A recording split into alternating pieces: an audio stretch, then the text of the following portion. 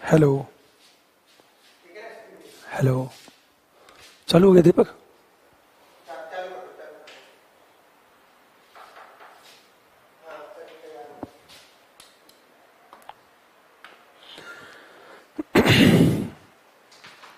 Hello, आप सभी लोग कैसे हैं? और एक बात मैं कहना चाहता हूं आपसे, आपको यदि वीडियो पसंद आ रही है तो आप वीडियो को लाइक अवश्य करें और शेयर भी करें। और दूसरी चीज, आप कमेंट भी करें कि वीडियो अच्छी लग रही है या नहीं, या इसमें क्या होना चाहिए। और शायद मैं आपसे बार बार कहता हूं, ईमेल आपके पास जो भेजा जा चुका है, आप उस पर एक प्रश्न आज से लिख करके भेजेंगे और कल मैं चेक करके सभी को वापस भेज दूंगा। लेकिन एक काम आपको करना है कि आप अपना फोन नंबर और नाम जरूर लिखिएगा, ताकि जब मैं चाहूं तो उन बच्चों से बात करूं कि उनके आंसर में क्या गलतियां हो रही हैं और किस तरह का सुधार होना चाहिए। अब तक हमारी जो भी क्लास हुई है, प्रियम्बल, प्रस्तावना, लेकिन प्रस्तावना पर मैं 10 तारीख को शाम को 6 बजे प्रश्न डिस्कस करूंगा। लगभग 10 से 15 प्रश्न में डिस्कस करूंगा। और एक बात आपसे बताना चाहता हूं, आपने कभी मैथ पढ़ी होगी, गणित का अध्ययन किया होगा, तो टीचर क्या करते थे, एक फार्मूला बताया और उस फार्मूले पर कितने तरह के प्रश्न बनेंगे और प्रश्न को कैसे सॉल्व किया जाए। यदि टीचर ने यह सिखा दिया तो हम सभी विद्यार्थियों को यह फायदा होता था कि यदि वहां से प्रश्न पूछा जाता था तो हम सही कर लेते थे, या उस टॉपिक पर हमारा कॉन्फिडेंस बहुत ज्यादा बढ़ जाता था। अब सोचो, यही काम मैं पॉलिटी में करूंगा, और पॉलिटी के बाद हमारी जो क्लास चलेगी इथिक्स, उसमें भी यही काम करूंगा। मैं जितने प्रश्न बन सकते हैं वो सारे प्रश्न में डिस्कस करूंगा। अब एक देखो, आप आज हम बात करेंगे मौलिक अधिकार।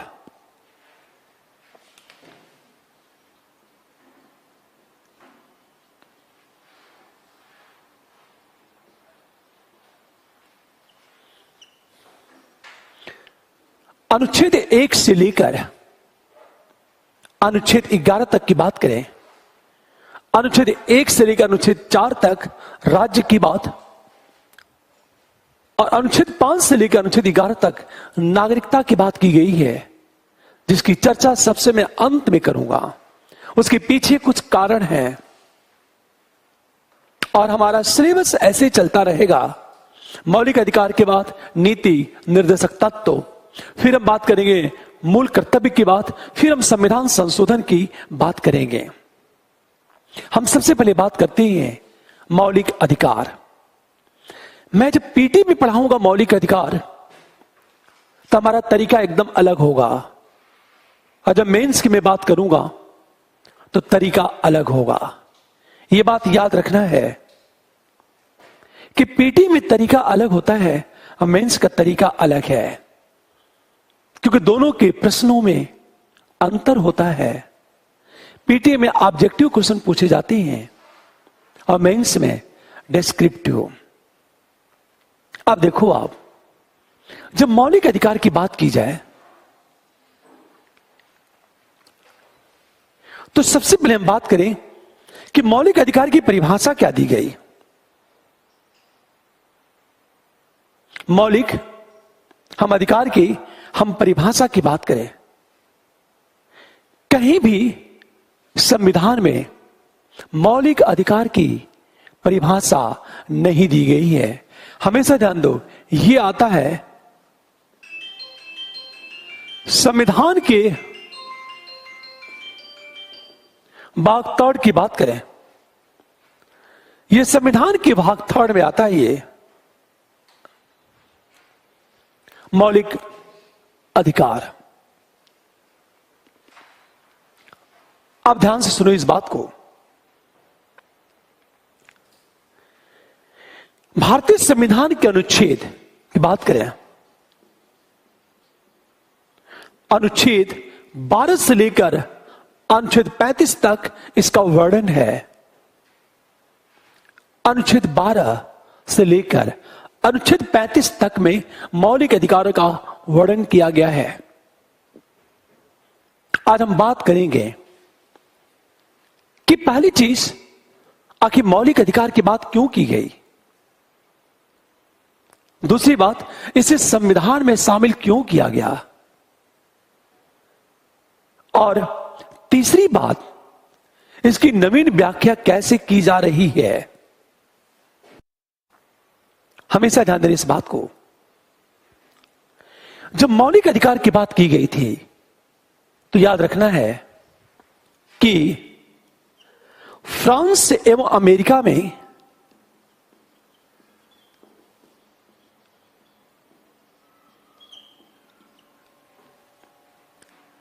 ध्यान सुनो इस बात को, फ्रांस एवं अमेरिका में मौलिक अधिकार को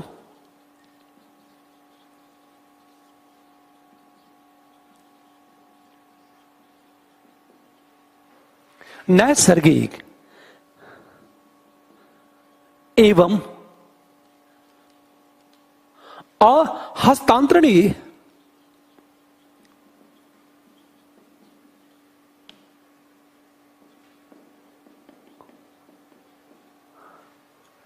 ध्यान देना इस बात को। जब मौलिक अधिकार की बात उठेगी तो मौलिक अधिकार को फ्रांस और अमेरिका में, मतलब फ्रांस और अमेरिकी संविधान में इसे नैसर्गिक, नेचुरल और अहस्तांतरणीय की बात करें हम लोग, इन एलाइनेबल, अवियोज्य कहते हैं इसे। इसका मतलब ये है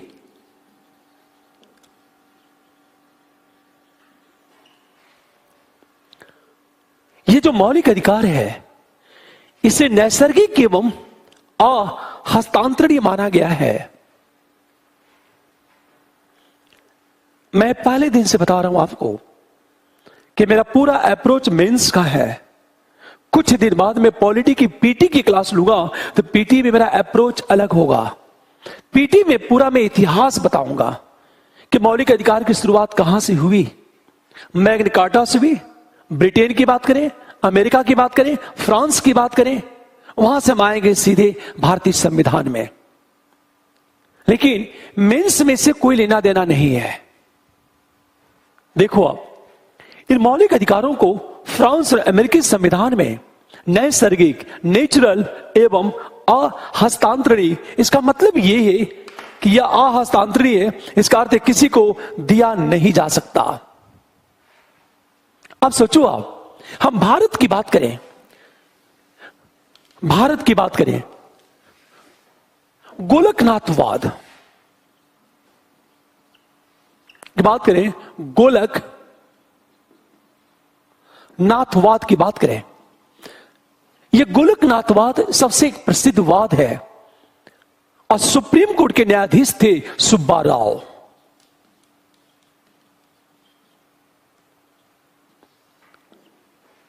इस गोलकनाथवाद में सुब्बा राव ने यह कहा कि मौलिक अधिकार नैसर्गिक एवं अहस्तांतरणीय है।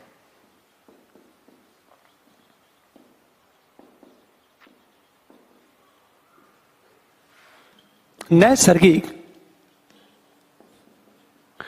एवं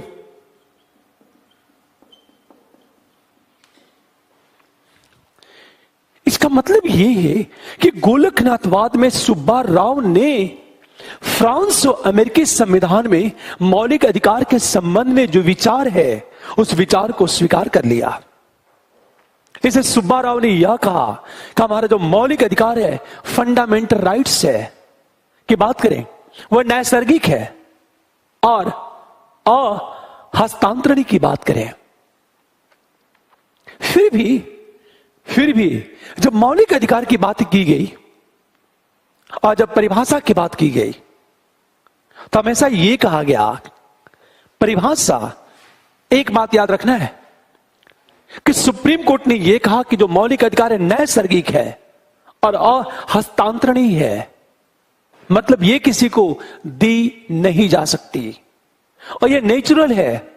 नेचुरल का मतलब होता है प्रकृति प्रदत्त है। इसका अर्थ यह है कि व्यक्ति के लिए यह अधिकार अपरिहार्य है। पर एक प्रश्न, जब मौलिक अधिकार की परिभाषा की बात की गई कि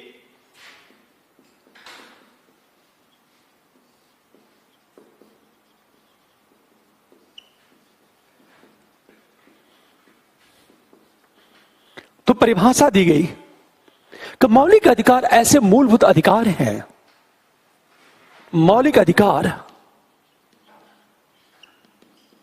ऐसे, ध्यान देना इस बात को,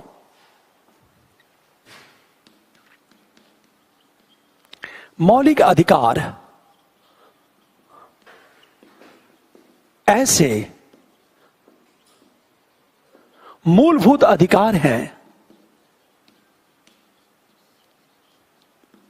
जो व्यक्ति की नैतिक, आध्यात्मिक, भौतिक, विकास के लिए अति आवश्यक है।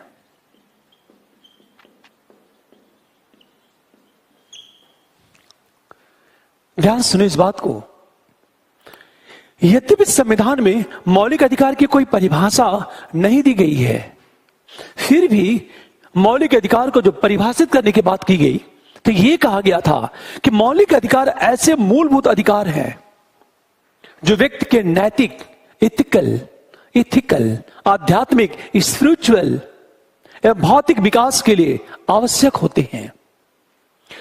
इसका मतलब यह है हर वह चीज जो व्यक्ति के विकास के लिए आवश्यक हो वह मौलिक अधिकार है। इसका मतलब यह है कि मौलिक जो अधिकार है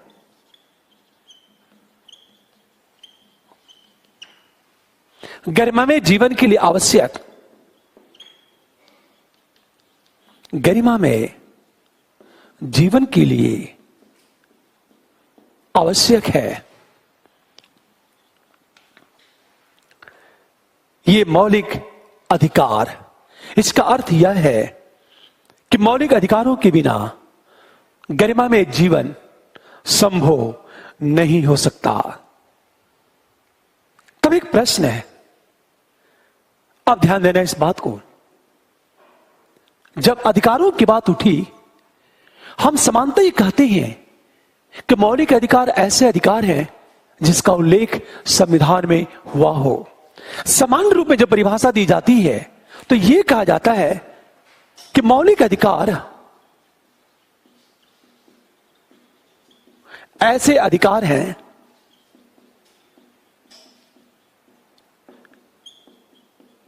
जिसका उल्लेख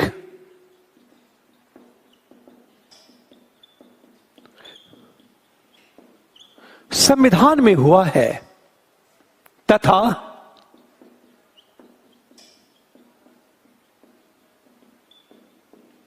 जिसका उल्लंघन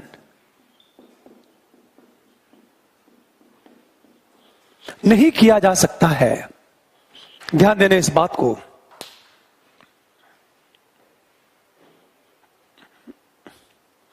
पूरी बात ध्यान देना।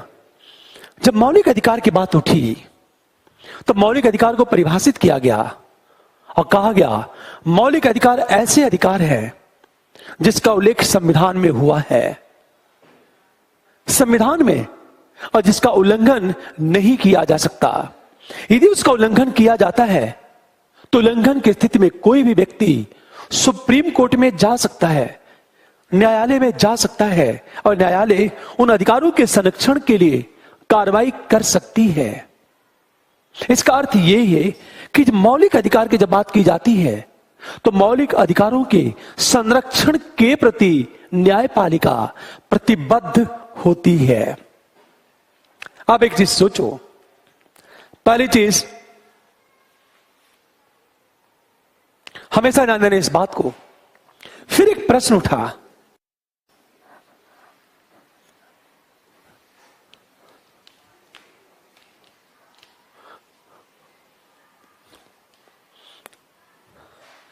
हमेशा जब अधिकार की बात की गई थी, अधिकार की बात, तो एक बात याद रखना है, सिंपल जब अधिकार की बात की गई थी तो अधिकार में दो चीजें हैं, एक वाद योग्य और दूसरा है गैर वाद्य योग्य। हमेशा ध्यान देना इस बात को, एक तो है वाद योग्य और दूसरा है,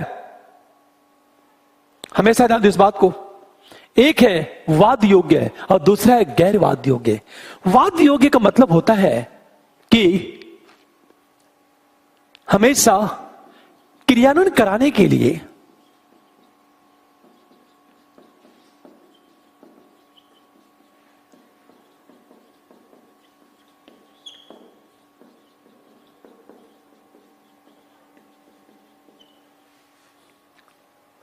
और गैर वाद योग्य का मतलब यह है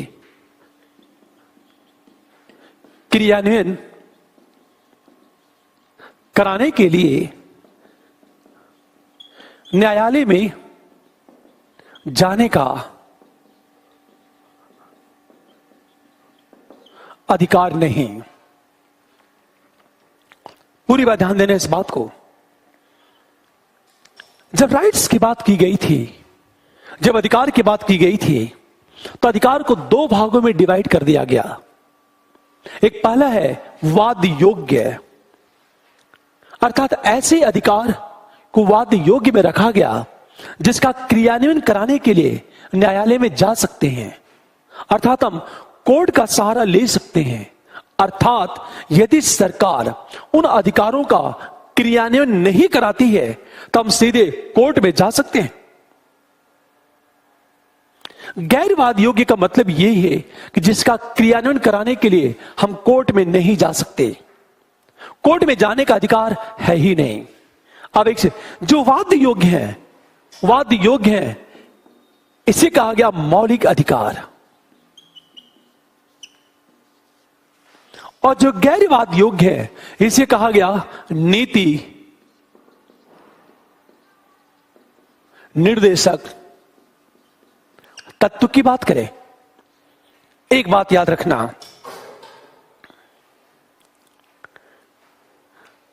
कहा क्या गया था जब राइट्स की बात उठी थी, अधिकार की बात जब उठी थी, तो अधिकारों को मैंने क्या कहा, अधिकार वे अधिकार की बात, ऐसे मूलभूत अधिकार जो व्यक्ति के नैतिक, आध्यात्मिक, भौतिक विकास के लिए आवश्यक है, आवश्यक है। ध्यान देना इस बात को। ऐसे अधिकारों को मूलभूत या मौलिक अधिकार कहा गया। सामान्यतः मौलिक अधिकार की सामान्य परिभाषा दी जाती है कि ऐसे अधिकार जिसका संविधान में उल्लेख हुआ है, जिसका वर्णन हो संविधान में, उन अधिकारों को कहा गया था मौलिक अधिकार। लेकिन अधिकार बहुत ही व्यापक है, हमेशा ध्यान दें इस बात को। व्यक्ति के नैतिक, आध्यात्मिक, भौतिक, सामाजिक विकास के लिए बहुत सारे राइट्स चाहिए, अधिकार चाहिए, पर अधिकारों का क्रियान्वयन भी कराना कठिन है। एक से ध्यान दो इस बात को। और अधिकारों के क्रियान्वयन की गारंटी देता कौन है? राज्य। लेकिन अधिकारों का क्रियान्वयन कराने के लिए पैसा चाहिए राज्य के पास, और राज्य के पास इतने पैसे नहीं थे कि व्यक्ति के सारे अधिकारों का क्रियान्वयन कराया जा सके। जैसे शिक्षा का अधिकार एक मौलिक अधिकार है, जहां 14 वर्ष तक के बच्चों को निःशुल्क और अनिवार्य शिक्षा की बात की गई है। अब सोचो, प्रत्येक बच्चे तक शिक्षा की पहुंच को सुनिश्चित करने के लिए स्कूल बनवाना होगा जिस पर पैसा खर्च होगा, और सरकार के पास इतने पैसे तो थे नहीं। इसलिए अंबेडकर ने क्या किया? अंबेडकर, वी आर अंबेडकर, जो प्रारूप समिति के अध्यक्ष थे, जिसे हम कहते वो संविधान निर्माता थे, और वो व्यक्ति कितना ज्यादा दूरदर्शी थे कि उन्होंने क्या किया? संविधान अधिकारों को दो भागों में डिवाइड कर दिया। एक को रखा वाद योग्य और दूसरे को रखा गैर वाद योग्य। हमेशा वाद योग्य का मतलब होता है जिसका क्रियान्वयन कराने के लिए हम न्यायालय में जा सकते हैं। आप सोचो, इसे कहा गया मौलिक अधिकार, और इसका उल्लेख किया गया संविधान के भाग 3 में।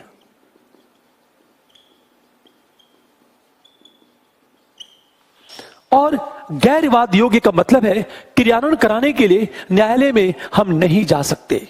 इसको कहा गया संविधान के भाग 4 में रखा गया।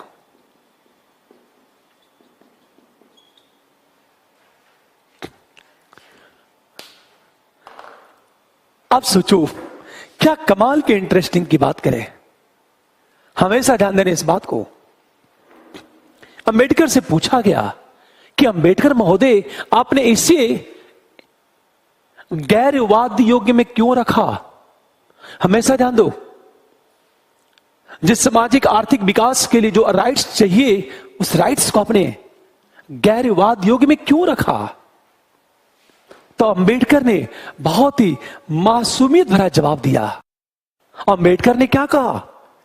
कहा, यदि मैं इसे वाद योग्य में रख देता तो भारत के नागरिक उसका क्रियान्वयन कराने के लिए सुप्रीम कोर्ट में जाते, न्यायालय में जाते, और न्यायालय उन अधिकारों के पक्ष में डिसीजन देती और सरकार को आदेश देती कि इन अधिकारों का क्रियान्वयन कराओ।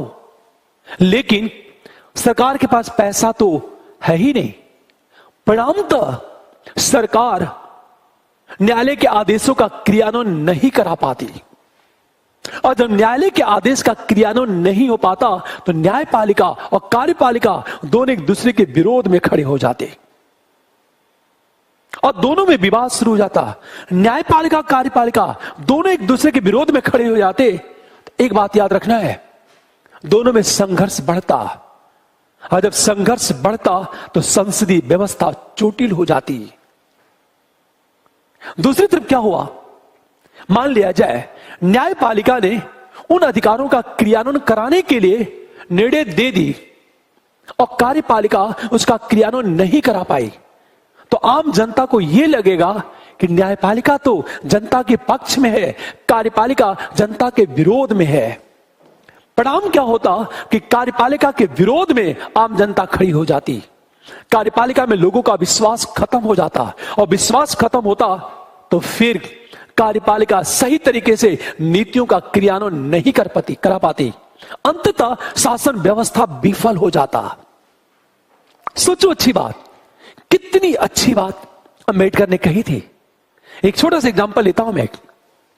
मान लिया जाए न्यायालय ने आदेश दे दिया कि भारत सरकार सभी को सरकारी नौकरी दे, पर क्या सभी को सरकारी नौकरी दे? न्यायालय ने आदेश दे दिया, तो क्या सरकार सभी को सरकारी नौकरी दे पाएगी? यदि सरकार नहीं दे पाई तो न्यायपालिका को यह लगेगा कि सरकार मेरे आदेश का अनुपालन नहीं कर रही है, तो न्यायपालिका और सरकार एक दूसरे के विरोध में खड़े हो जाते और दोनों में टकराट बढ़ जाती। न्यायपालिका को यह लगता कि सरकार उसके विरोध में है। ऐसी स्थिति में न्यायिक अवमानना होती, परिणामतः संसदीय व्यवस्था चोटिल हो जाती। इसलिए ठीक उसी तरह, एग्जाम्पल याद रखना, ठीक उसी तरह अधिकारों को जब दो भागों में डिवाइड किया गया, तो एक वाद योग्य और दूसरा गैर वाद योग्य की बात की गई। अब सोचो, तो जिन अधिकारों का क्रियान्वयन आसान था उसे वाद योग्य में रखा गया, और जिन अधिकारों का क्रियान्वयन कठिन था उसे गैरवाद योग्य में रखा गया। अब सोचो, रीजन क्या दिया अंबेडकर ने? अंबेडकर ने यह कहा कि जो गैरवाद योग्य है, यदि इसे वाद योग्य बना दिया जाता तो लोग उसका क्रियान्वयन कराने के लिए कोर्ट में जाते, न्यायालय में जाते और न्यायालय उन अधिकारों के क्रियान्वयन के लिए आदेश देती। और जब न्यायालय आदेश तो उसका परिणाम क्या होता?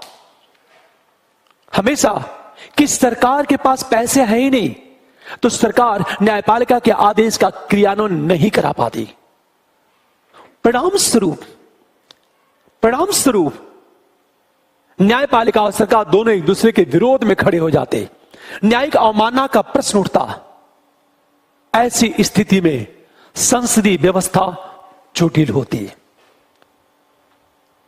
हमेशा कितना दूर तक अंबेडकर ने सोचा था। दूसरा जो रीजन दिया था अंबेडकर ने कि यदि न्यायपालिका ने जनहित के पक्ष में डिसीजन दे दिया और सरकार से यह कहा कि इन अधिकारों का क्रियान्वयन कराओ, और सरकार नहीं करा पाई, तो आम जनता को यह लगेगा कि न्यायपालिका तो मेरे पक्ष में है, सरकार मेरे विरोध में है। परिणामतः लोग सरकार के विरोध में चले जाते, सरकार के प्रति अविश्वास की भावना पैदा होती। और जब सरकार के प्रति अविश्वास की भावना पैदा होती, उस कंडीशन में सरकार अपनी नीतियों का सही तरीके से क्रियान्वयन नहीं करा पाती। अंततः शासन व्यवस्था विफल हो जाता। सबसे बेस्ट एग्जाम्पल देखो आप, सरकार ने न्यायालय ने यह कहा कि स्वच्छ वातावरण में जीने का अधिकार एक मौलिक अधिकार है। स्वच्छ वातावरण में जीने का अधिकार एक मौलिक अधिकार है। तुरंत न्यायालय ने सरकार को आदेश दिया कि डीजल चालित बसों को बंद करके सीएनजी चालित बसों को चलाओ। अब सोचो, आप एक साथ 10,000 बसों को रिप्लेस करना कितना कठिन होगा। दिल्ली सरकार ने कहा कि मेरे पास इतने पैसे नहीं है कि एक साथ 10,000 बसों को रिप्लेस किया जाए। अब सोचो जरा, न्यायपालिका ने समय दिया, पर दिल्ली सरकार न्यायपालिका के आदेशों का क्रियान्वयन नहीं करा पाई क्योंकि दिल्ली सरकार के पास पैसे नहीं थे। क्योंकि एक साथ 10,000 डीजल चालित बसों को बंद करना था और 10,000 सीएनजी चालित बसों को चलाना था। अब एक चीज सोचो, अब क्या हुआ? जब न्यायपालिका के आदेश का क्रियान्वयन नहीं हो पाया तो न्यायपालिका ने कहा कि बसों को बंद कर दो। सरकार ने सारी बसों को बंद कर दिया। अब सोचो, उस समय बस आवागमन का सबसे बेहतरीन साधन था। जब बसों को बंद कर दिया गया तो लोगों को आने जाने में परेशानी होने लगी और लोगों के मन में यह विचार बैठ गया कि न्यायपालिका तो मेरे हित की बात करती है पर सरकार मेरे हित की बात नहीं करती। तो लोग सरकार के विरोध में चले गए। पूरा का पूरा जो जनमत है न्यायपालिका के पक्ष में खड़ा हो गया। और जब जनमत न्यायपालिका के पक्ष में खड़ा हो जाएगा तो स्वाभाविक है, डर इस बात का होता है कहीं न्यायपालिका कानून का निर्माण न करने लगे। और न्यायपालिका द्वारा कानून का निर्माण करना एक तरह से देखा जाए न्यायिक सक्रियता है। इस अंबेडकर ने यह कहा कि अभी हम कुछ अधिकारों को गैरवाद योग्य में रखेंगे, लेकिन जब हमारा देश आर्थिक रूप से मजबूत हो जाएगा, आर्थिक रूप से समृद्ध हो जाएगा, तो फिर हम क्या करेंगे? कालांतर में गैरवाद योग्य में रखे हुए अधिकारों को हम वाद योग्य में शामिल कर देंगे। जैसे अनुच्छेद, हम 45 की बात करें, अनुच्छेद 45 में निःशुल्क एवं अनिवार्य शिक्षा की बात की गई है। तो एक बात याद रखना, यह जो निःशुल्क अनिवार्य शिक्षा की जो बात की गई है अनुच्छेद 45 में, यह पहले गैरवाद योग्य में था। लेकिन जब सरकार हमारी मजबूत हुई, आर्थिक रूप से मजबूत हुई, सरकार के पास जब पैसे आ गए, तो सरकार ने क्या किया? आर्टिकल 45 में यह निःशुल्क अनिवार्य शिक्षा को वाद योग्य में शामिल कर दिया और इसे अनुच्छेद 21 के ए में शामिल कर दिया गया। हमेशा ध्यान दो, आज स्थिति यह है कि हमारा निःशुल्क अनिवार्य शिक्षा आज आर्टिकल 21 के ए में शामिल हो चुका है। समझे बात, ध्यान दो इस बात को। प्रश्न ये उठा कि इसे वाद योग्य क्यों बनाया गया? पहली चीज, और गैर वाद योग्य में क्यों बांटा गया? पूरी बात ध्यान दो। यदि इसकी मैं विधिवत चर्चा करूंगा चल करके नीति निर्देशक तत्व में, तो हमेशा ध्यान देना इस बात को।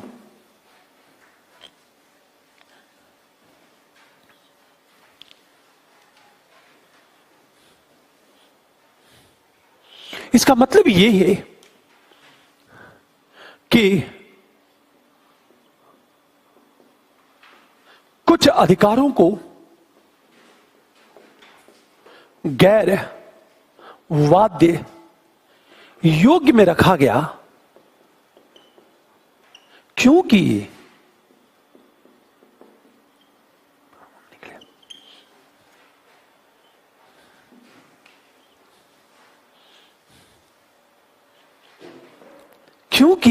पहला तर्क क्या था? यदि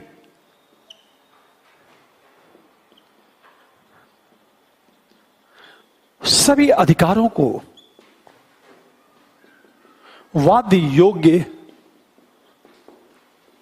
बना दिया जाता तो लोग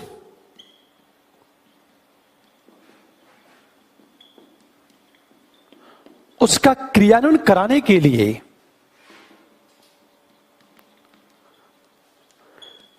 न्यायालय में जाते, न्यायालय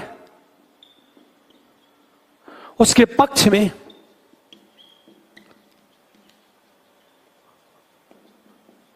निर्णय सुनाती, किंतु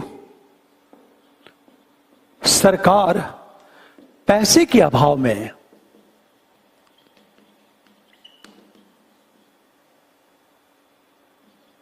उसका क्रियान्वयन नहीं करा पाती, जिससे न्यायिक अवमानना का प्रश्न उठ खड़ा होता। इस बात को, और जब न्यायिक अवमानना का प्रश्न उठ खड़ा होगा तो दोनों में विवाद का होना स्वाभाविक है। ध्यान देने इस बात को। अम्बेडकर ने क्या कहा? यदि सभी अधिकारों को वाद योग्य बना दिया जाता तो लोग उसका क्रियान्वयन कराने के लिए न्यायालय में जाते, न्यायालय उसके पक्ष में निर्णय सुनाती, किंतु सरकार पैसे के अभाव में उसका क्रियान्वयन नहीं करा पाती, जिससे न्यायिक अवमानना का प्रश्न उठ खड़ा होता। हमेशा ध्यान दो इस बात को। अंततः होता क्या? पहली चीज, न्यायपालिका और कार्यपालिका के बीच विवाद बढ़ जाता।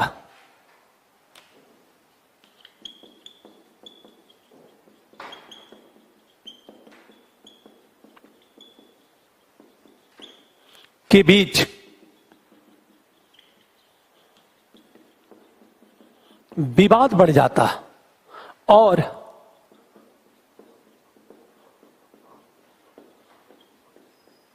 संसदीय व्यवस्था जटिल होती। हमेशा ध्यान दो इस बात को। विवाद बढ़ता और संसदीय व्यवस्था जटिल हो जाती। क्या बेहतरीन डिसीजन दिया था, डिसीजन। हमेशा ध्यान दो इस बात को। दूसरी चीज बात करें हम लोग,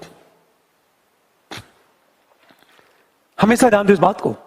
सभी अधिकारों को वाद योग्य बना दिया जाता तो लोग उसका क्रियान्वयन कराने के लिए न्यायालय में जाते, न्यायालय उसके पक्ष में निर्णय सुनाती, किंतु सरकार पैसे के अभाव में उसका क्रियान्वयन नहीं करा पाती, जिससे न्यायिक अवमानना का प्रश्न उठ खड़ा होता। न्यायपालिका एवं कार्यपालिका के बीच विवाद बढ़ जाता और संसदीय व्यवस्था जटिल हो जाती। अब सोचो, पहला रीजन।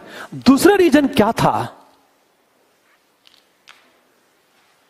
हमेशा दूसरा रीजन, यदि न्यायपालिका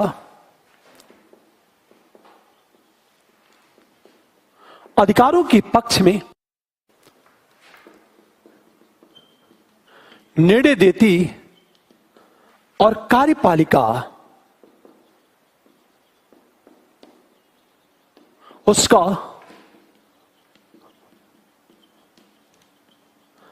क्रियान्वयन नहीं करा पाती तो जनमत न्यायालय के पक्ष में जाता।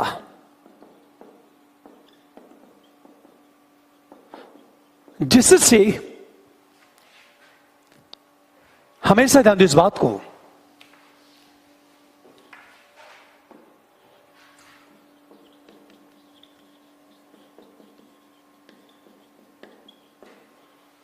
न्यायिक सक्रियता की आशंका बढ़ जाती।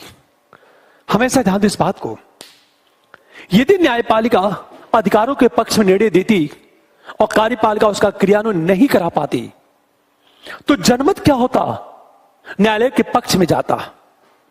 क्योंकि आम जनता को यह लगता कि न्यायपालिका तो मेरे पक्ष में है, न्यायपालिका तो जनता का कल्याण चाहती है,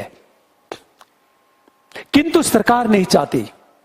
परिणाम यह होता कि जब जनमत न्यायपालिका के पक्ष में खड़ा होता तो न्यायपालिका प्रत्येक मुद्दे पर सरकार को निर्देश देने लगती, कानून के संबंध में सुझाव देने लगती। परिणामतः न्यायिक सक्रियता का मुद्दा उठ खड़ा होता। जबकि यह कहा जाता है न्यायिक सक्रियता का मुद्दा कहीं न कहीं विधायिका और न्यायपालिका के बीच विवाद को बढ़ा देता। इसलिए कहा जाता है, पहली बात, इस अंबेडकर ने यह कहा था, इसलिए अंबेडकर ने यह कहा कि भारत जैसे जैसे मजबूत होगा वैसे वैसे नीति निर्देशक तत्व के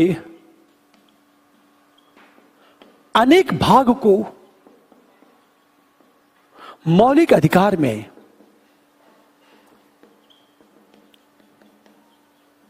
शामिल कर लिया जाएगा। पूरी बात ध्यान देना, अंबेडकर ने यह कहा था कि भारत जैसे जैसे आर्थिक रूप से मजबूत होगा वैसे वैसे नीति निर्देशक तत्व के अनेक भागों को हम मौलिक अधिकार में शामिल कर लेंगे। कितनी अच्छी बात।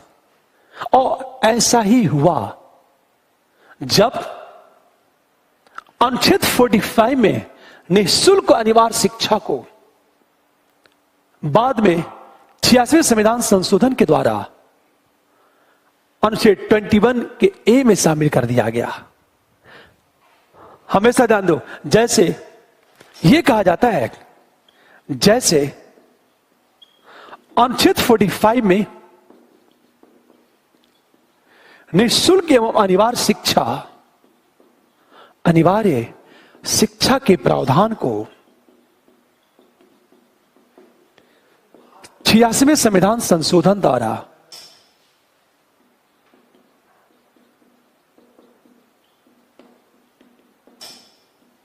अनुच्छेद 21 के ए में शामिल कर दिया गया। ये एक एग्जाम्पल है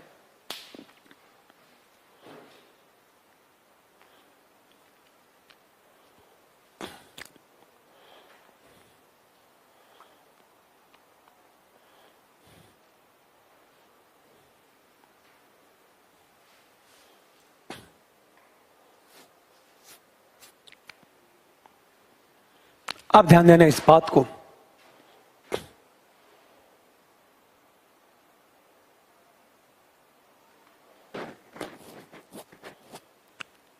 हमेशा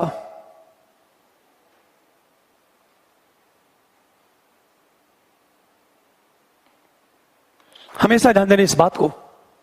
फिर एक प्रश्न उठा कि जब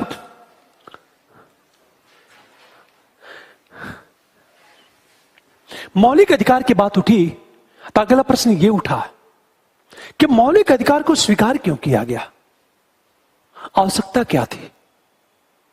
हमेशा ध्यान देने इस बात को, मौलिक अधिकार को क्यों स्वीकार किया गया।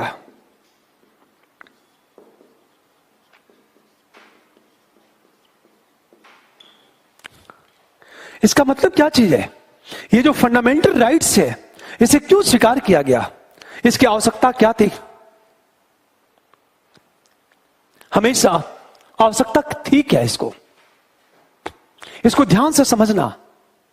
मैं आपसे बार बार कहता हूं कि संविधान रटा नहीं जा सकता।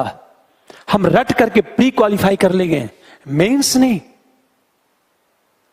पूरी बात ध्यान सुनने इस बात को। जो मौलिक अधिकार थे इसे क्यों स्वीकार किया गया, इसकी आवश्यकता क्या थी, तो ध्यान देना इस बात को। हमेशा कारण क्या था कि मौलिक अधिकार व्यक्तित्व के विकास के लिए आवश्यक है। और स्वतंत्रता आंदोलन के दौरान अधिकारों की मांग उठ रही थी जिसे ब्रिटिश सरकार देना नहीं चाहती थी। इसलिए जब भारत स्वतंत्र हुआ तो भारतीय नागरिकों के व्यक्तित्व के विकास के लिए उन अधिकारों को मान्यता दे दी गई। दूसरा पॉइंट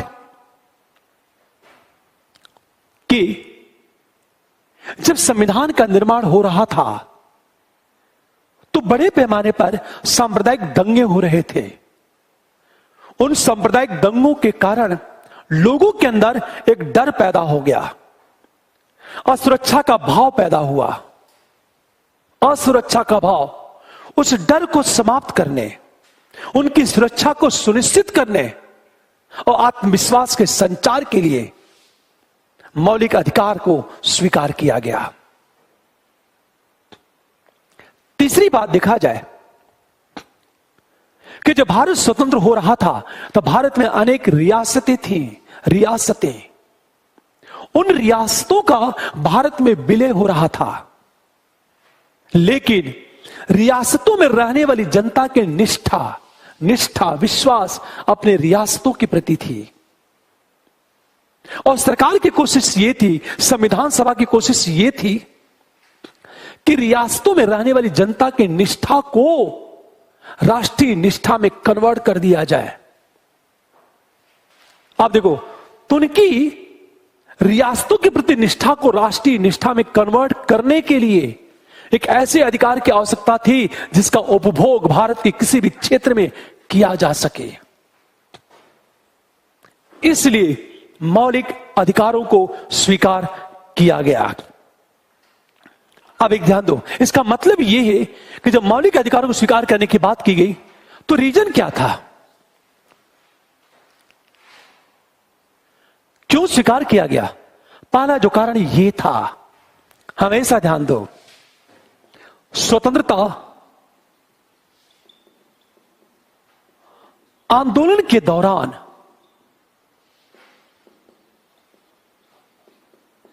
अधिकारों की मांग की जा रही थी, क्योंकि व्यक्तित्व के विकास के लिए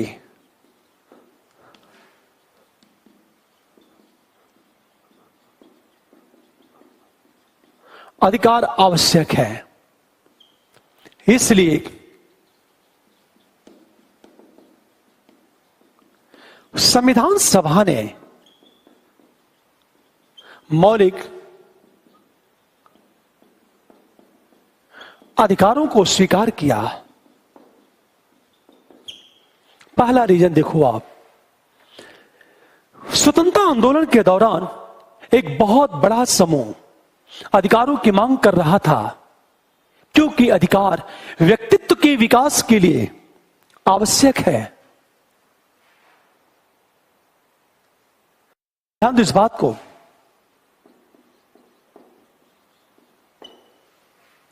इसलिए संविधान सभा ने मौलिक अधिकारों को स्वीकार किया।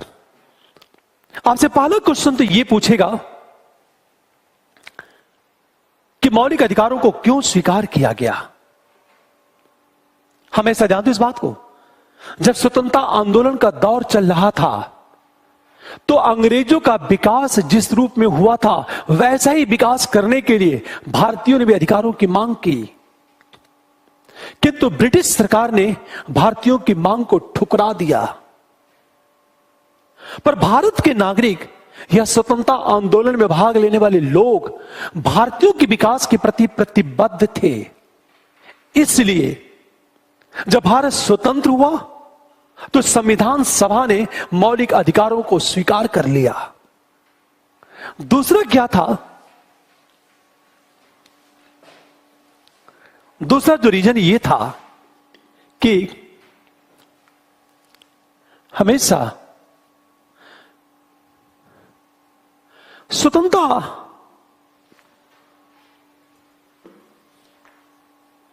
संविधान निर्माण के दौरान एवं भारत के बंटवारे के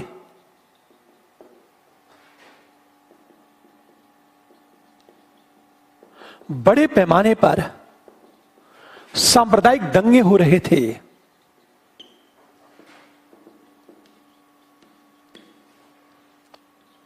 अल्पसंख्यक समुदाय के अंदर, एक मिनट,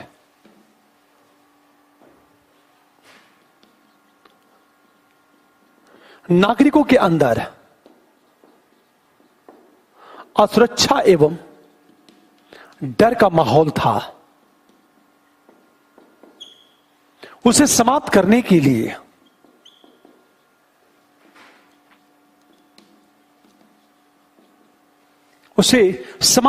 के लिए मौलिक अधिकार को स्वीकार किया गया।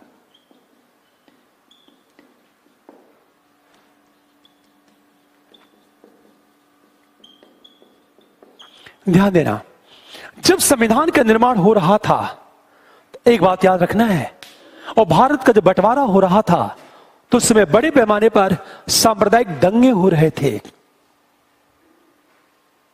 वो दंगे के कारण लोगों के अंदर असुरक्षा का भाव पैदा हो गया था, एक डर का माहौल था। उसे समाप्त करने के लिए मौलिक अधिकार को स्वीकार किया गया।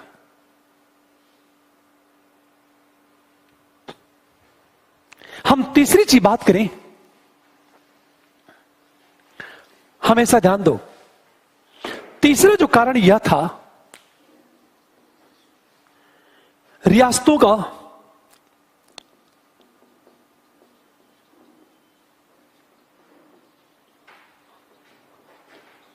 भारत में विलय हो रहा था तथा रियासतों की जनता की निष्ठा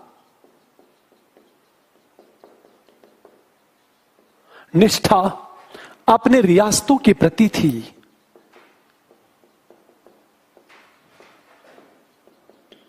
इसलिए क्षेत्रीय निष्ठा को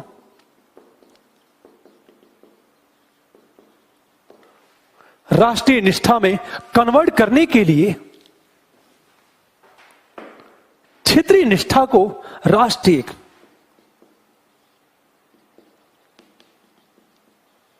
निष्ठा में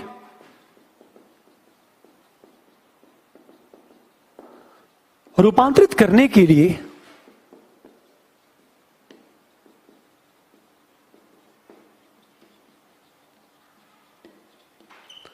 हमेशा ध्यान दें इस बात को। एक बात याद रखना है, भारत में जितनी रियासतें थी उन रियासतों का भारत में विलय हो रहा था। रियासतों की जनता की निष्ठा अपने रियासतों के प्रति थी। संविधान सभा की कोशिश ये थी कि रियासतों की जनता की निष्ठा जो रियासतों के प्रति है, उस निष्ठा को राष्ट्र के प्रति निष्ठा में कन्वर्ट कर दिया जाए। अर्थात क्षेत्रीय निष्ठा को राष्ट्रीय निष्ठा में कन्वर्ट करने के लिए मौलिक अधिकारों की बात की गई। इस प्रकार देखा जाए, हमेशा पहली चीज कि आखिर मौलिक अधिकारों को स्वीकार क्यों किया गया। 3 महत्वपूर्ण कारण था। नंबर 1, मौलिक अधिकार व्यक्तित्व के विकास के लिए आवश्यक होते हैं और स्वतंत्रता आंदोलन के दौरान अधिकारों की मांग उठ रही थी, जिसे ब्रिटिश सरकार ने मना कर दिया।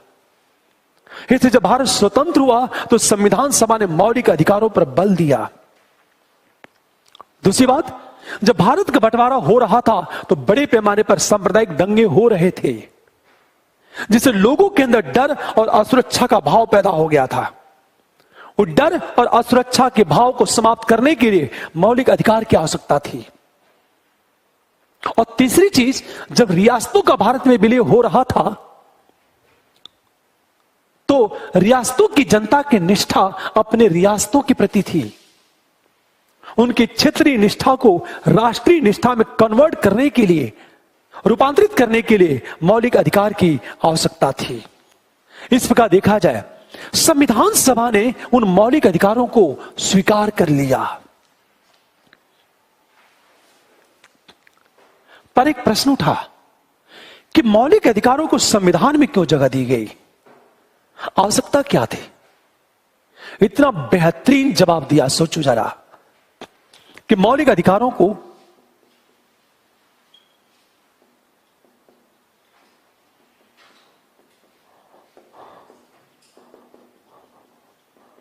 संविधान में क्यों शामिल किया गया और इतना महत्व क्यों दिया गया।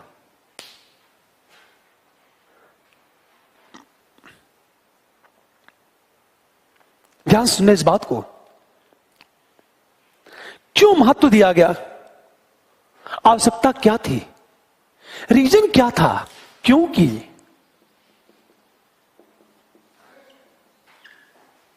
फर्स्ट,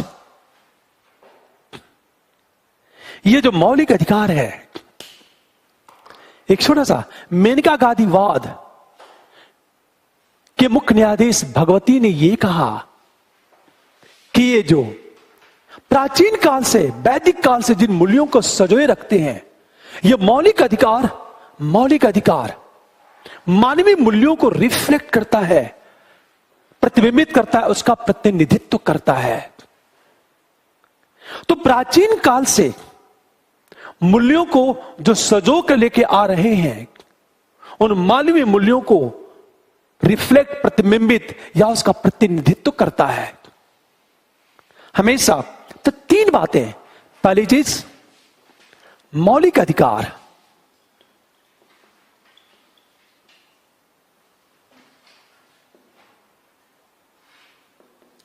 प्राचीन काल से संरक्षित मूल्यों का प्रतिनिधित्व करते हैं।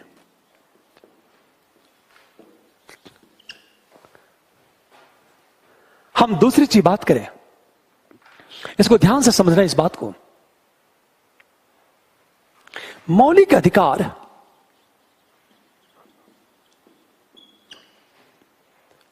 के कारण सरकार निरंकुश नहीं बन पाती। हम तीसरी चीज बात करें, हमेशा ध्यान दें इस बात को। यह कहा गया था कि संसदीय व्यवस्था में बहुमत की तानाशाही को रोकने के लिए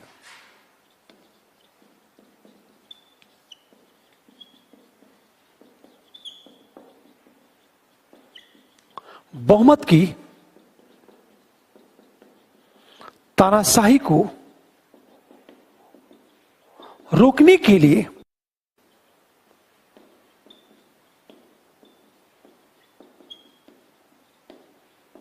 और नंबर 4, विधि के शासन की स्थापना के लिए।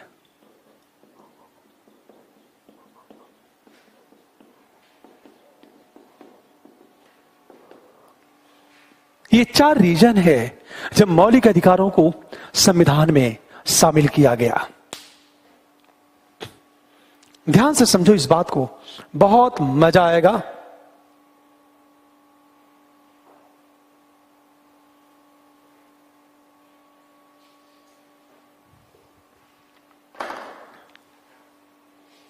पूरी बात ध्यान देना। अब तक हम लोग ये बात कर रहे थे कि मौलिक अधिकारों को स्वीकार क्यों किया गया।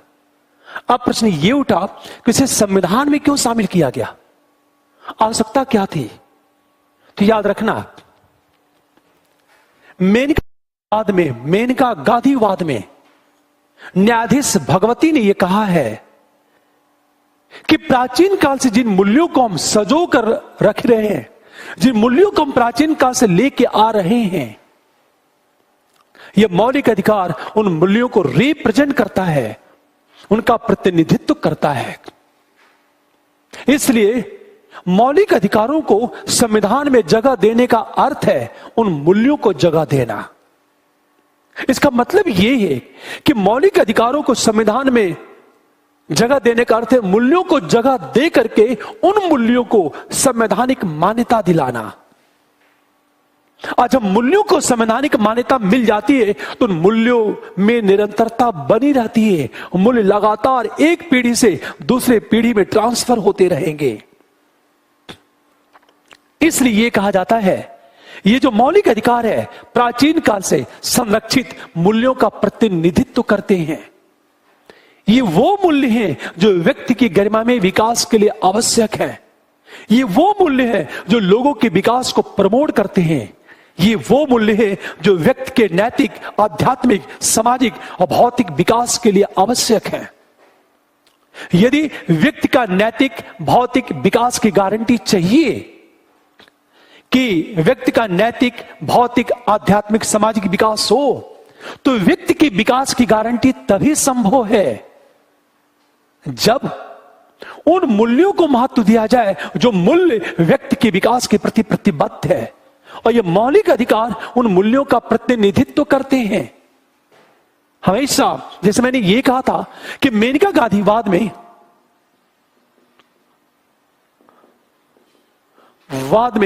भगवती न्यायाधीश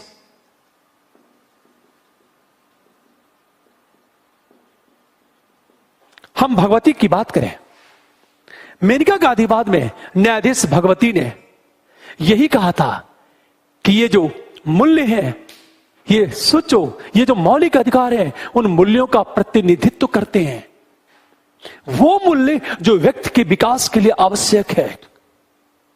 तो ये कहा कि इन मूल्यों का उल्लेख करके एक दृष्टि से नागरिकों के विकास की गारंटी दी गई है, ताकि सरकार उनके अधिकारों की या उनके विकास की उपेक्षा ना करे।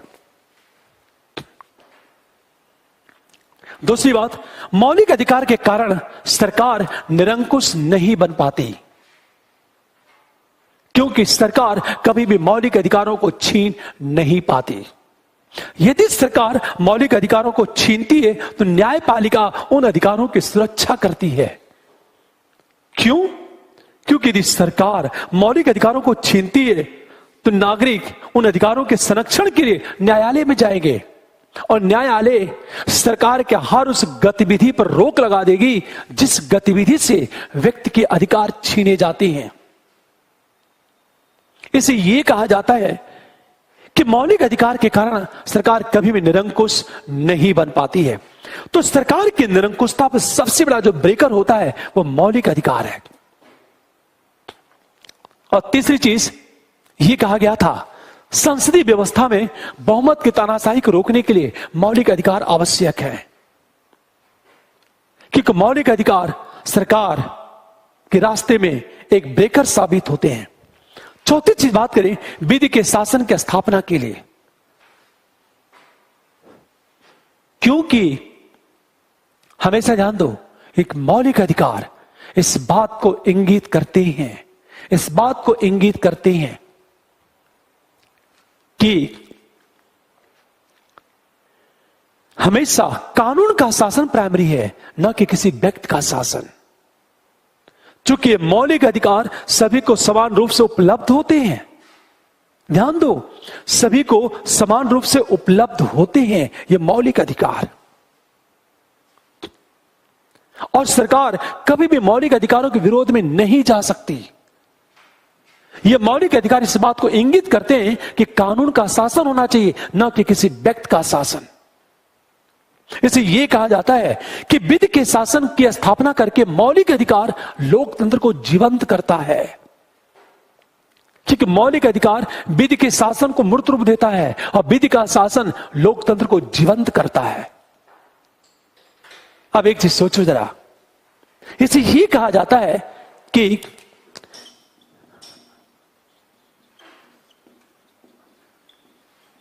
यह मौलिक अधिकार पुश करता है विधि के शासन को, और विधि के शासन डेमोक्रेसी को मजबूत करती है। इसका मतलब है मौलिक अधिकार छीन गया तो विधि का शासन समाप्त, और विधि का शासन समाप्त हो गया तो स्वाभाविक है लोकतंत्र भी कमजोर हो जाएगा।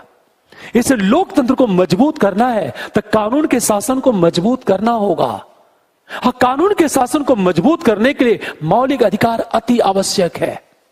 इसे यह कहा जाता है कि जहां मौलिक अधिकार सीमित है वह विधि का शासन सीमित होगा, और जहां विधि का शासन सीमित होगा वह लोकतंत्र का पूर्ण विकास नहीं हो सकता। इसे यह कहा जाता है कि मौलिक अधिकार का पूर्ण विकास विधि के शासन को मूर्त रूप देता है, और कानून का शासन जितना ज्यादा मूर्त रूप लेगा हमारा लोकतंत्र उतना ही ज्यादा मजबूत होगा। अब एक चीज सोचो जरा, फिर एक प्रश्न, हम जब मौलिक अधिकार की बात करते हैं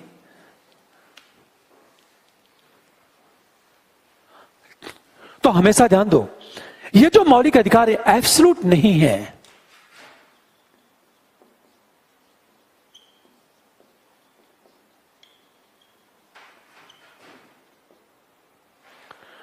आत्यांतिक नहीं है।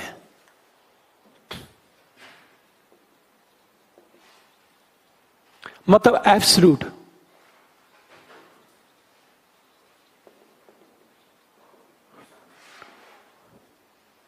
नहीं है। अर्थात मौलिक अधिकारों पर निर्बंधन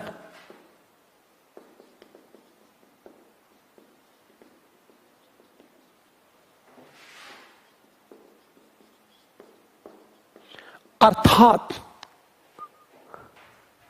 मौलिक अधिकारों पर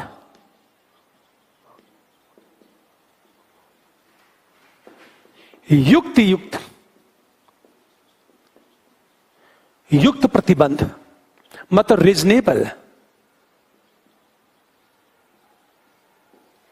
प्रतिबंध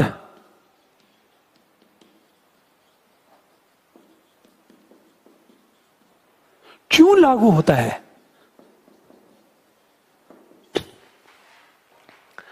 एक बात याद रखना है, ये जो मौलिक अधिकार है ये एब्सोल्यूट है ही नहीं।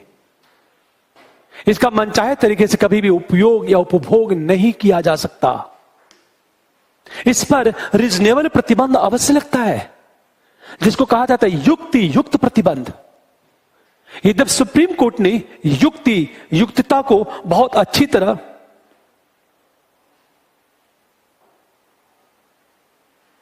हमेशा ध्यान दो, यदि युक्त प्रतिबंध की बात तो की गई है, लेकिन रीजनेबल युक्त प्रतिबंध की व्याख्या न्यायालय ने बेहतरीन तरीके से की है। तो प्रश्न ये उठा, युक्त प्रतिबंध की आवश्यकता क्यों? क्योंकि पहला रीजन, ताकि सभी के अधिकार सुरक्षित रहे।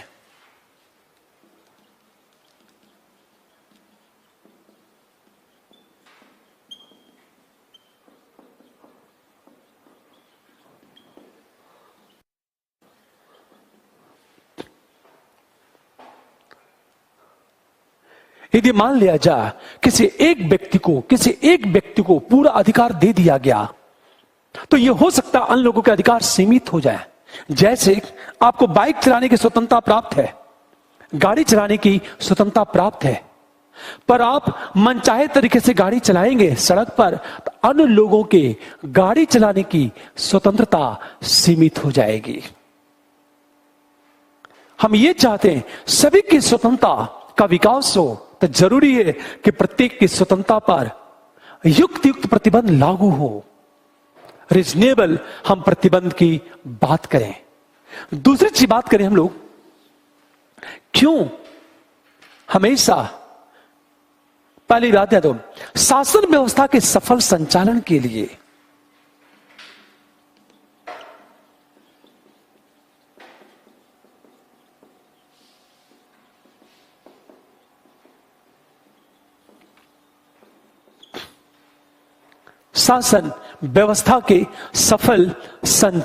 लिए तीसरी चीज बात करें, राष्ट्र की एकता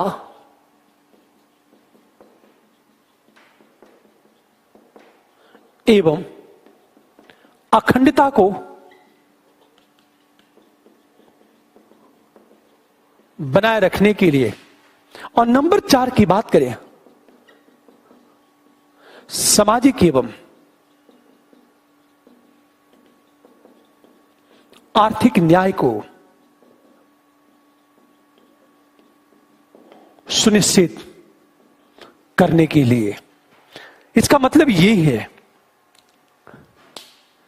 हमेशा ध्यान दें इस बात को, पूरी बात ध्यान। बेसिक मौलिक अधिकार प्राप्त है, पर यह मौलिक अधिकार एब्सोल्यूट है ही नहीं। इस मौलिक अधिकार पर युक्त प्रतिबंध की बात की गई है, निर्बंधन लागू होता है, अर्थात युक्त प्रतिबंध की बात की गई है। लेकिन प्रश्न ये उठा, ये युक्त प्रतिबंध की बात क्यों की गई? कारण क्या था? तो पहला कारण ये है कि सभी के अधिकार को सुरक्षित करने के लिए।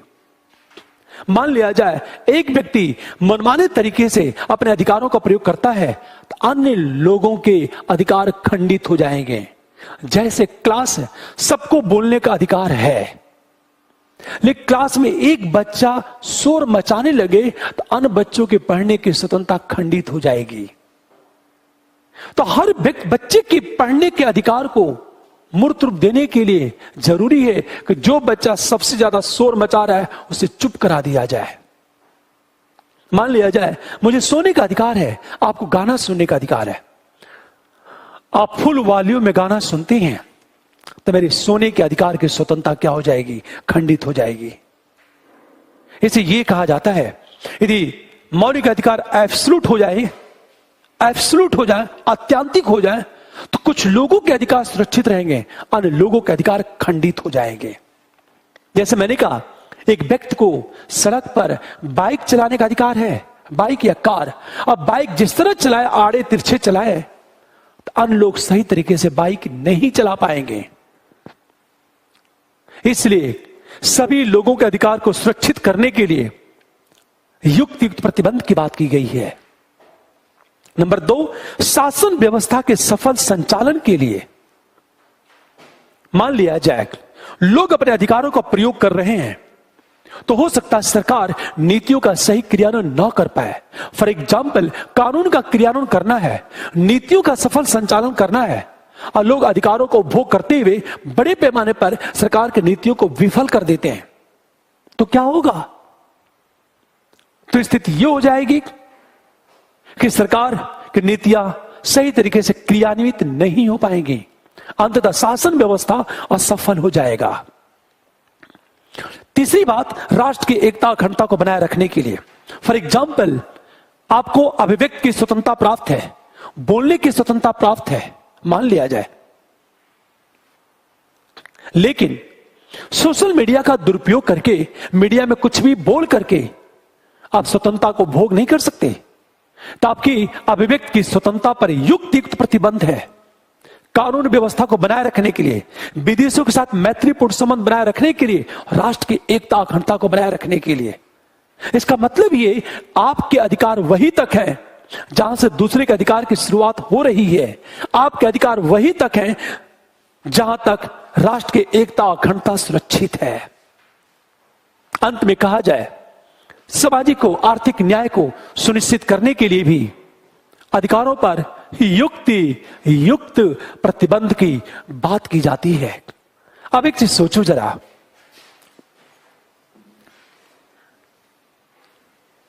आखिर युक्त प्रतिबंध की बात क्यों की जाती है?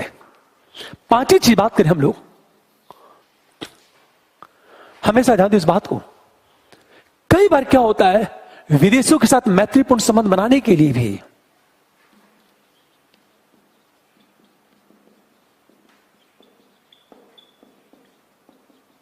मैत्रीपूर्ण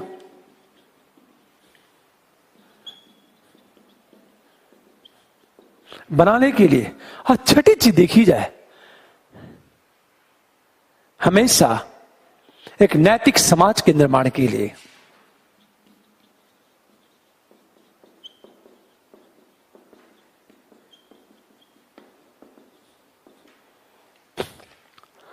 ये कहा जाए, मान लिया जाए हमारे चाइना से अच्छे संबंध हैं और आपको बोलने की स्वतंत्रता है और चीन के खिलाफ लगातार चीनी दूतावास के सामने आप धरना प्रदर्शन कर रहे हो, तो चीन के साथ हमारे संबंध खराब होंगे।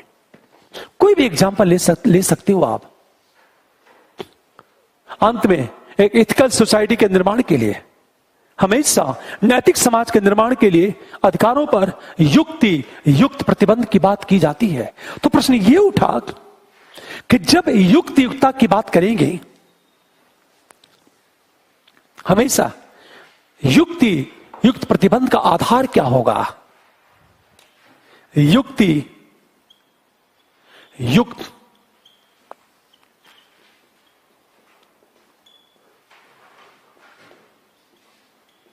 ये जो प्रतिबंध है, इस प्रतिबंध का आधार क्या होगा? पहला आधार है व्यक्तिगत हित एवं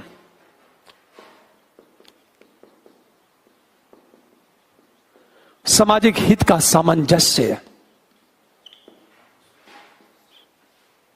ये जो व्यक्तिगत हित है और सामाजिक हित है, इनके बीच जो सामंजस्य होगा वह युक्त प्रतिबंध का पहला आधार है। हमेशा ध्यान दो इस बात को। दूसरा जो आधार है नैसर्गिक न्याय।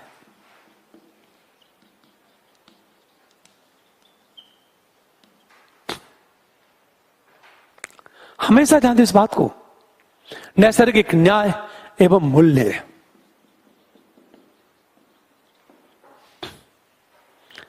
कि जब आप युक्त प्रतिबंध की बात करते हो, हमेशा ध्यान दो इस बात को, जब आप युक्त प्रतिबंध की बात करते हो तो युक्त जो प्रतिबंध की बात की जाएगी तो दो महत्वपूर्ण आधार होंगे। नंबर 1 व्यक्तिगत हित और सामाजिक हित का सामंजस्य। अर्थात उद्देश्य क्या है? युक्त प्रतिबंध लगाते समय यह देखा जाएगा कि व्यक्तिगत हित और सामाजिक हित का समन्वय हो रहा है या नहीं हो रहा है।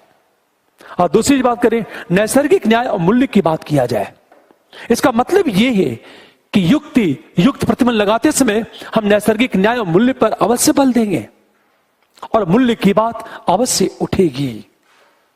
तो फिर एक प्रश्न उठा, जब इन अधिकारों की बात की गई तो प्रश्न यह उठा कि ये जो अधिकार है, मौलिक अधिकारों का नया अर्थ, नवीन व्याख्या क्या है?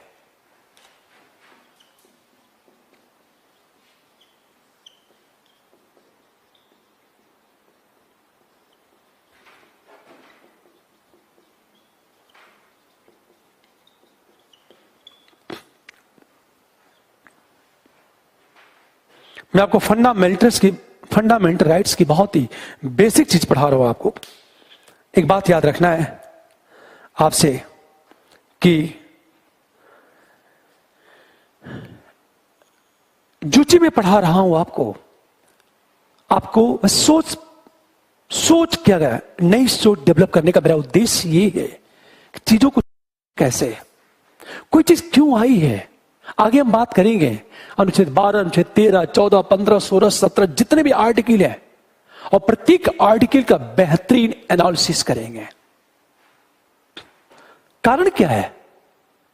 संविधान पढ़ते हैं तो पढ़ते हैं, ये बात याद रखना है। और यूपीएससी में कुछ भी पूछा जाए, मौलिक अधिकारों की नवीन व्याख्या शुरू हो गई, और बात याद रखना है। पहली चीज हमेशा ध्यान दो इस बात को कि जब मौलिक अधिकारों की नवीन व्याख्या की बात की गई तो सुप्रीम कोर्ट ने क्या किया? जब मौलिक अधिकारों की नवीन व्याख्या की तो पहली चीज अधिकारों की विस्तृत व्याख्या किया इसने।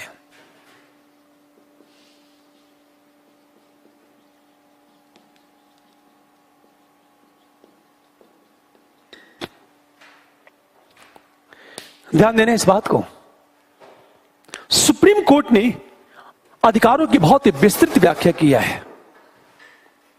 आखिर क्यों और उद्देश्य क्या था? ध्यान देना इस बात को, क्यों किया गया? सुप्रीम कोर्ट ने क्या कहा? सुप्रीम कोर्ट ने यह कहा कि जिन अधिकारों का अनुच्छेदों में उल्लेख है वो तो अधिकार हैं ही, बल्कि वे भी मौलिक अधिकार के भाग हैं जिनका उल्लेख अनुच्छेद में नहीं हुआ है। फर्क ये है कि उनका उल्लेख अनुच्छेद में भले ही ना हुआ हो, लेकिन मौलिक अधिकारों के लिए वे आवश्यक हों।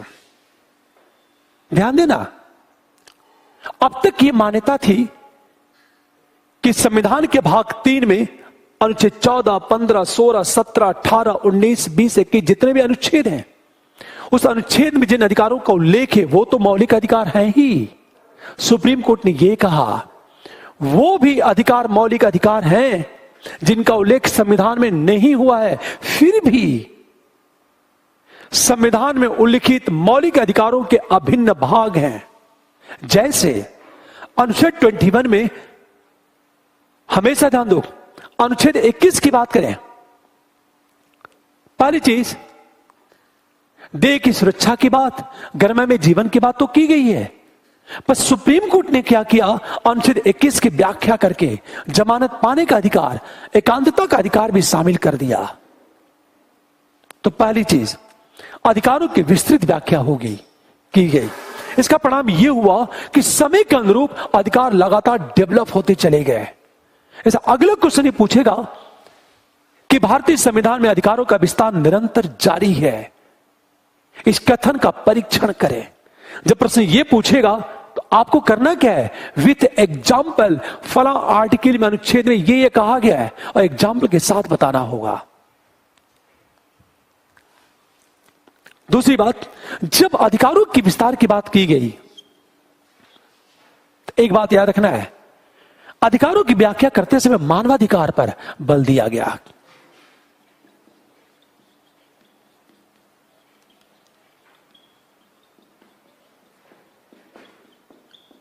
समय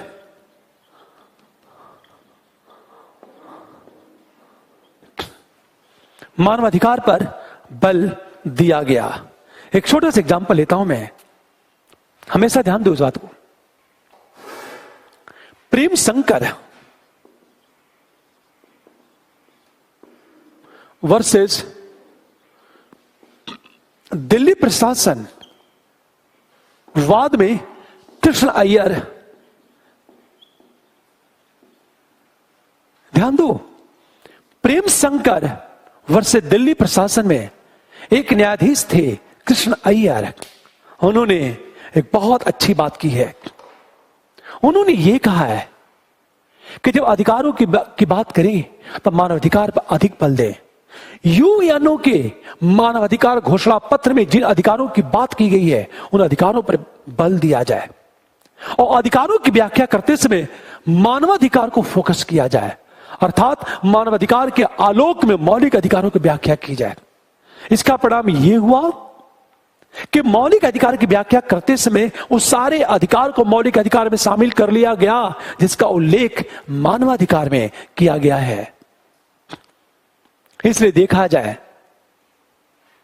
तो जब मौलिक अधिकारों की व्याख्या की बात की गई तो दो नई टेंडेंसी थी। नंबर 1, अधिकारों का विस्तार निरंतर जारी है। विस्तार कहां कहां हो रहा है मैं आगे चल के पढ़ाऊंगा। नंबर 2, अधिकारों की व्याख्या करते समय मानवाधिकार पर बल देने की बात की गई। सोचो आप, ये सारी चीजें अब हम आगे बात करेंगे कि जब मौलिक अधिकारों की बात की जाती है तो अधिकार किसके विरुद्ध मिलते हैं और उसकी सीमा क्या है। तब बात करेंगे, अनुच्छेद 12 की बात करेंगे, अनुच्छेद 13 की बात करेंगे। मैं बताऊं आपसे, मौलिक अधिकार, नीति, निर्देशकत्व, जितने भी टॉपिक है संविधान के, सब बहुत इंटरेस्टिंग है। और मैंने ये कहा था प्रियम्बल पर अब तक जितने क्वेश्चन बचे हुए हैं उन सारे प्रश्नों को भी डिस्कस करूंगा। 10 तारीख से शाम को 6 बजे लाइव क्लास चलेगी। शाम को 6 बजे 10 तारीख से 6 बजे से लेकर 7:30 बजे तक पर डे में 5 से 6 क्वेश्चन डिस्कस करूंगा। मेरा उद्देश्य बस यही है, आपको लिखना सिखा देना कि लिखा कैसे जाता है। मैं करूंगा क्या, संविधान के 25-30 क्वेश्चन, इकोनॉमिक्स के 25-30 क्वेश्चन, सोसाइटी के 25-30 क्वेश्चन, सारे क्वेश्चन को डिस्कस करके आपको लिखने का तरीका बताऊंगा कि आंसर कैसे लिखा जाता है। यकीन करो, मैं आपसे बार बार कह रहा हूं, केवल मेरे साथ कदम से कदम मिलाकर चलो। मैं दावा करता हूं कि आपको लिखना सिखा दूंगा। और मैंने कल ईमेल दिया था, या परसों ईमेल दिया था, आज आप सब लोग उस ईमेल पर आंसर भेजो। मैं निकाल कर चेक कर दूंगा, फिर चेक करके आपको वापस भेज दूंगा। Thank you. दीपक बुला लो।